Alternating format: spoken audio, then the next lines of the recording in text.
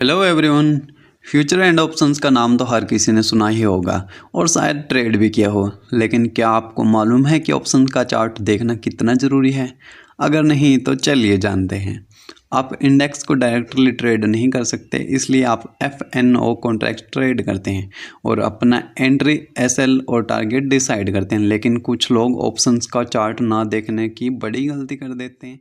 देख, मैंने सेंसेक्स का ट्रेड करना पसंद किया क्योंकि आज सेंसेक्स की एक्सपायरी थी, फ्राइडे का दिन था। तो जैसे ही लोगों को सिखाया जाता है कि जैसे किसी रेंज का ब्रेकआउट अगर हो और या फिर प्रीवियस डे का हाई अगर ब्रेकआउट हो तो हमें बाय कर लेना चाहिए।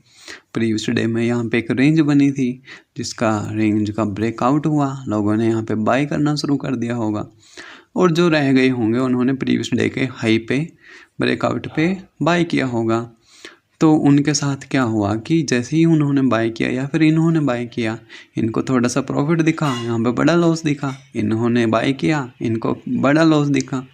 लेकिन इतनी बड़ी कैंडल तो नहीं थी कि इनको बड़ा लॉस दिखा होगा।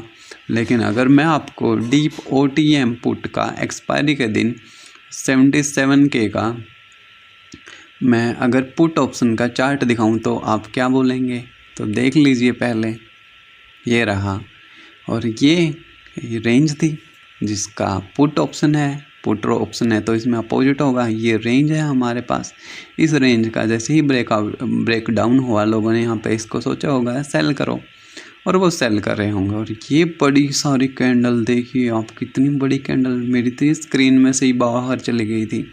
लोगों का कितना लॉस हुआ होगा, लेकिन हमारा लॉस नहीं हुआ क्योंकि हम ऑप्शंस का चार्ट देख के ट्रेड करते हैं। तो हमने यहाँ पे कैसे ट्रेड करी थी मैं आपको बताता हूँ। देखिए यहाँ पे जो ये रेंज थी, इस रेंज का यहाँ पे ब्रेक डाउन हुआ। इस रेंज को सिखाया जाता है रिटेलर्स को कि इसके नीचे ब्रेक होने पे सेल करें, ऊपर ब्रेक होने पे बाय करें। तो वैसा ही यहाँ हुआ, लोगों ने इसको सेल करना शुरू किया होगा। जैसा कि यहाँ पे सेंसेक्स में बाय करना शुरू किया है। पुट इसका अपोजिट काम करता है, इसलिए हमने यहाँ पे पुट को चार्ट को अपोजिट देखो, इसमें ऊपर गया है, इसमें नीचे आएगा। तो लोगों ने इसको सेल करना शुरू करा होगा, लेकिन हमने इसको बाय किया। पहला हमने यहाँ पे बाय किया था कि ये यहाँ से ऊपर जाएगा, बट हमारे यहाँ पे स्टॉप लॉस हिट हो गया।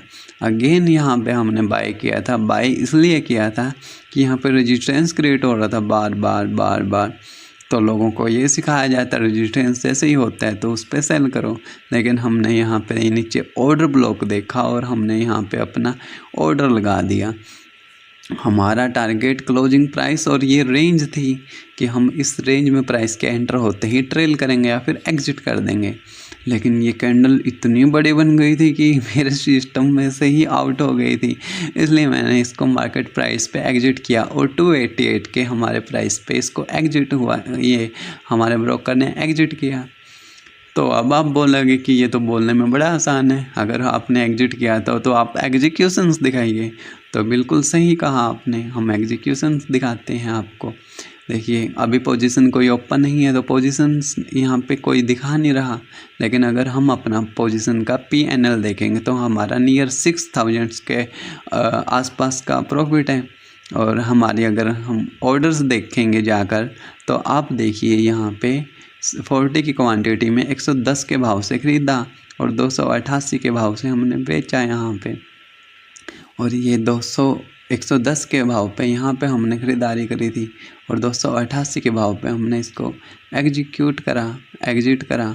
और ये रहा इसका पूरा का पूरा ऑर्डर का इंफॉर्मेशन, ठीक है। और ये हमारा यहाँ पे क्लोज करी हुई पोजीशन जिसमें हमारा एक स्टॉप लॉस हिट हुआ था और उसके बाद में हमारा यहाँ पे पोजीशन में हमारा प्रॉफिट है।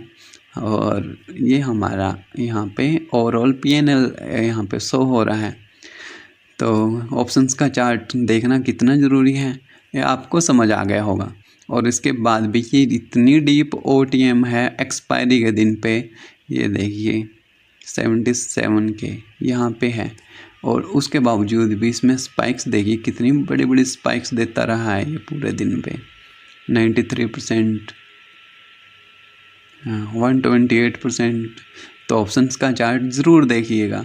और जो ये रिटेलर्स के माइंड के साथ खेला जाता है कि इसके ब्रेकआउट पे बाय करो, इसके डाउन करो, इससे बचने की कोशिश करें। वीडियो अच्छी लगी हो तो सब्सक्राइब ज़रूर कर दीजिएगा।